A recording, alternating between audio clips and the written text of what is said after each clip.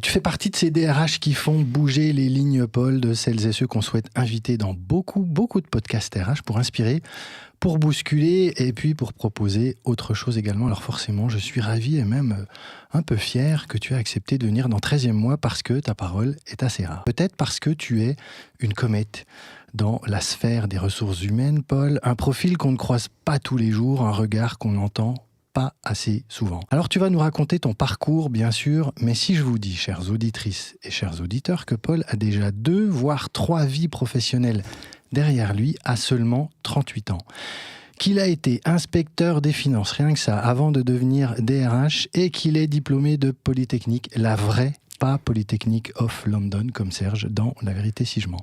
Aujourd'hui, Paul, toi qui te rêvais cuisinier, te voilà DRH d'Alan depuis déjà quelques années. Alan, c'est l'acteur qui a complètement cassé les codes du marché de la mutuelle. On prend les RH à rebrousse-poil, on parle de ralentir dans un mode qui, au contraire, va plus vite, de focus, de profondeur, de responsabilité partagée et également de transparence. Je l'ai dit, j'ai 38 ans, je suis DRH de la société Alan depuis bientôt 10 ans. J'étais là au tout début de l'aventure, on était 6 et on a bien grandi depuis, on est 700. J'ai un parcours un peu atypique, comme tu le disais, mais j'ai un profil plutôt scientifique à la base. Et j'ai grandi avec Alan et découvert ce métier de RH au quotidien avec cette société. Exactement, parce que c'est vrai que tu as un parcours atypique et un parcours entre guillemets d'excellence, assez rare dans les ressources humaines.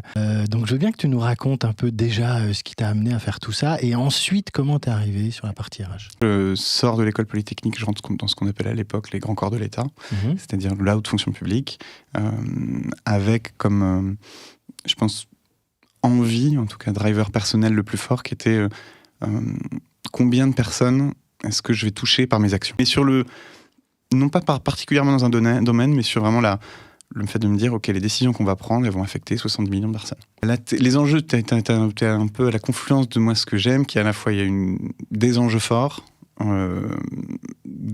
un impact sur le secteur public et en même temps une forme de complexité, même technique, qu'elle soit financière ou juridique. Et c'est ça qui caractérise, je pense, un petit peu l'ensemble de mon parcours, parce que l'étape d'après, effectivement, je bougeais à l'inspection générale des finances, qui est, on va dire, le cabinet de conseil en stratégie pour le Premier ministre et le ministre de l'économie et des finances. Ça, c'est des sujets où tu as besoin de rencontrer beaucoup de personnes, et c'est une position qui est à la fois une position très généraliste, tu dois être capable de sauter d'un sujet à l'autre, d'aller très en profondeur, et en même temps, un espèce de luxe d'autonomie et de capacité à rencontrer des interlocuteurs très très différents,